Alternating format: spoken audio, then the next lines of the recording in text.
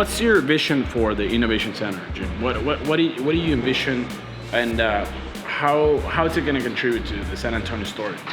It's going to do two things. The first thing it's going to do is it's going to provide a showplace where the people who are doing this work have the ability to show off what they're doing on the world stage. And for so many of our innovators in town, they just don't have that opportunity. They're doing amazing work, but it's not easy to see. The second thing that it's going to do is it's going to bring people together who can look at a problem from different angles.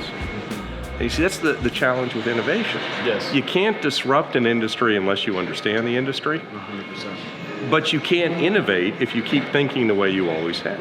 Definitely. So what we're finding is if you bring people together who look at problems from different perspectives, make it easy for them to interact, then you start seeing how these solutions can be adopted. Take the laser robot that we have here on the campus. Yes, which is amazing. Which is amazing. 3 stories high. Right, 72 feet tall, 20 kilowatt laser. But the idea came from a computer software engineer. When he gets matched up with people who know aviation and know airplanes, now he can fine-tune that technology. So this becomes a place where you can bring people together and people can work on solving those problems together. And they do it off of some common interest. You see, one of the challenges in the world is it's easy to believe that we're different. We don't have a lot in common. There's like so many passages to this building. It keeps getting bigger and bigger. You know, within SAMSAT, they're going to operate in here. In just 4 years in the chapel, we've run over 60,000 kids through their programs. So imagine what we can do in a space that's 10 times as big. And it's focused on innovation. And it's focused on innovation, and it's focused on finding young people. And one of the biggest challenges, not just in this community, not just in San Antonio, is people's initial reaction is, I can't do that. That's for smart people. That's for rich people. That's not for me. Yeah. Well, you bring these young people in from the community, and you show them they can work a computer, they can build a computer, they can work with robots. Now they start to believe they can do anything. And then our next step is we want to give them that opportunity. Because if you just inspire somebody but you don't provide a connection path, you haven't done your job. Definitely. So we create that opportunity. And here's the most important part, because we talked all about, the glamour stuff over there. Here's the beautiful part. All that glamour stuff, you come in, you spend $30 on fancy beers and having a good time with your buddy. Any profits that we make off of this building have been pledged back into our educational foundation. So as this building makes money because people come to see a show, they come to hang out, they come to do business, that is creating opportunities for the young people in this neighborhood and the neighborhoods around us throughout San Antonio, throughout the region. And as we create that pathway, that opportunity for people, then when we start talking to the companies who want to come to San Antonio, the first question they say is, where am I going to get the people to work? Well, right out of this building. And I think it's so important, right? When we talk about bridging, the digital divide, it's such a complex conversation. And I don't think it's just up to policymakers to do that homework or that work. It's also up to entrepreneurs and innovators and visionaries like you and everybody who's working at PortSanAntonio to make it a reality, right? And you mentioned something, it's the idea that if you see people that you follow or that you see some resemblance with, right, making it and actually succeeding, you get that push, that internal push in saying, hey, I can also do it, right? I didn't have those examples, growing up. Like very few examples of people that were in the tech scene as a South Texan, right? But when I moved to Austin and I was at UT Austin, I got to, learn from some innovators, right? That I can see some similarities with, right? And that's when I finally saw that it was possible for me to start a business or a company, right? Being a young Latino, right, in Texas. And so I think that's a great story on how you can also inspire the future generations of San Antonio. So Jim, tell us a little bit about what Capital Factory represents for the Innovation Center and Port San Antonio as well. We're really excited about Capital Factory. So it's an opportunity to bring in not just the funding community and not just access to a whole bunch of buyers, but mentors who can work with the innovators that we have here in San Antonio, to give them that extra platform, that extra ledge to grow their company, to grow their ideas and match up with opportunities. And this is going to be their home base right here. And we think this is just a great, bright space. You'll have different little offices here in which different entities can work. Some of them will be military entities, some of them will be technology entities, the Capital Factory folks back there. And they'll have the ability to operate this as a living, breathing space. They'll do their events in here, and they'll do their events in the big arena. That's amazing. So I mean, for example, if you are a startup working in the military sector, right, and you're interested in learning more about opportunities with grants or contracts within the Air Force, Capital Factory offers a training, right, an incubator, right, where they match you with AFWorks opportunities, right, and that could happen here. The matchmaking that you mentioned. That is so important. We want the matchmaking to happen here. So you come in, and it's not just a matchmaking opportunity. In rooms like this, you can show off what you're doing. And you can come in, and you've got the opportunity to be right in front of your potential customer, whether it's a government customer or one of those big technology companies. So it becomes like a living, breathing pitch day, just a constant pitch day. And the same people that are here engaging, right, and being mentored or incubated, right, they can go then hang out at the cafeteria or at the bar, right, and have those conversations with potential investors or co-founders or friends that are interested in what they're doing as a company or startup. We're going to have 100 gaming machines set up in this arena. And this is what's called the LAN center. This is where you come in and you game. There may be competitions that run through here. There may be practices. There may be people just having a good old time. And then what we're hoping is as people come through here, they connect up with programs that we're running through the museum, where they learn how to build their own computers, modify their computers, program code, write gaming code, really understand what that technology is.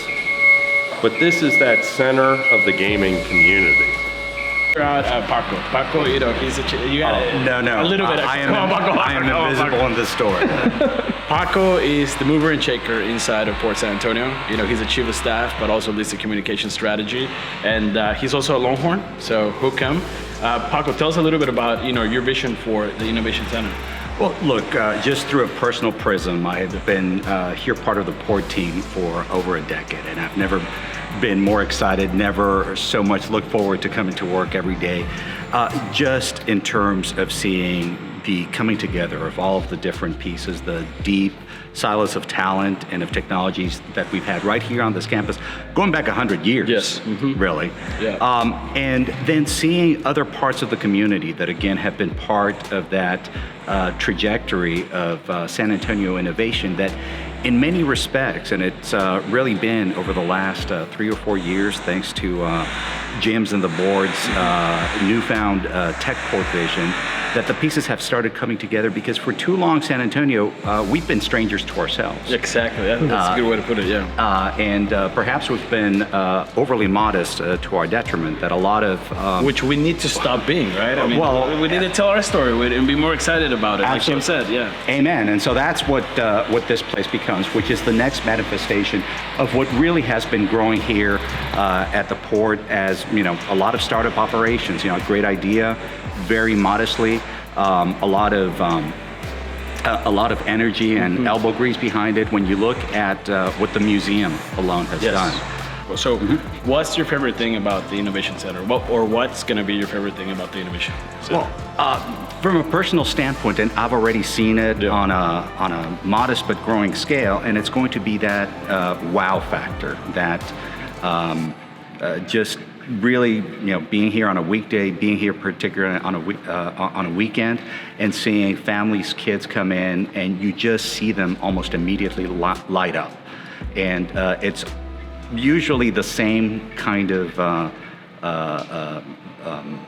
trajectory that you see. It's oh wow, and then you start seeing the exhibits that are just it's like exciting. It's a surprise element, right? Exactly, but then it becomes a tactile experience. It becomes a hands-on experience, and you come back, a couple of weeks later, a couple of months later, and you start seeing the same faces, and you start seeing them more and more engaged. And it becomes normal for them, right? It becomes normal for them to be in this environment, right? They get comfortable in this environment, right? Which are the environments that are going to create, innovation, economic growth, success, whatever you want to call it, right? But they gotta feel comfortable in being in these complex, surprising or wow environments, right? Well, Exactly, and ultimately what it means is that they have a sense of ownership, sense of ownership for the self, and also it really opens their eyes as to the world of opportunities that for a lot of these young people is happening quite literally in their backyard. Amazing, amazing.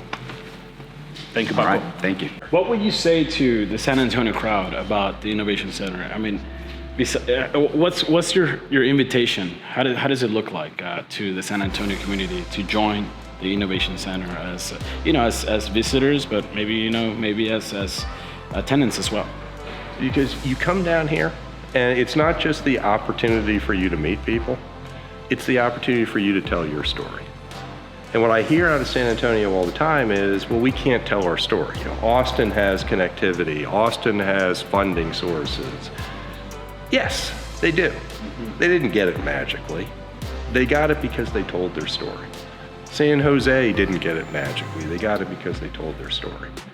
This provides that platform where people can start to tell their story. Yeah. And as you tell the story, you're not only promoting yourself, but you're promoting San Antonio. Because when I sit back and I look at what's being developed here on this campus,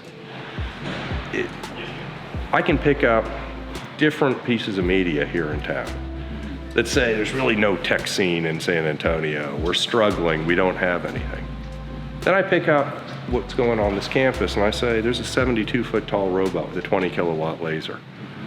There are robots that are being used for lunar mining and Martian mining. We have 2 companies that are part of the NASA Hyperspace Challenge. We've got folks who are developing medical pods that are changing the way that we provide medicine, not just to the warfighter, but to disaster areas around the planet. And that's all being developed by people in San Antonio. Plus One Robotics has taken artificial intelligence, machine learning, cybersecurity, and supervised autonomy and put that into industrial robots. So you can use a robot out of a controlled environment. It's earth-changing. It is. And it's right here in San Antonio. It's happening here. And that's the story. It bothers me so much when even the San Antonio story doesn't talk about the success that we're having. Look at what you guys are doing. I mean, you've got apps and you've got technologies that are going to dramatically better the way that we provide public services. 100%. And I'm biased, but yeah, let's 100%. tell that story. But every time the world gets better, every time there's more opportunity, it's just you have to go through a lot of struggles to get there. What this building is going to do, and it's not going to do it all on its own, is it's going to be that first part of telling the story. And celebrating the collective And wins. celebrating it. And as we do that, Yeah. that's where we're going to become not the next Austin. We're going to be better than Austin. We're going to be better than Our own Boston. narrative, right? And Exactly. I think that's the thing, right? We have to tell our story before someone else starts defining or telling our story, right? And I think it starts in like these type of environments, right? Where we celebrate the collective wins of what people are doing in the community, both for catering to, let's say, public service, but also to catering to the private sector and innovation focus, right? We got to tell our story, and I think it starts here.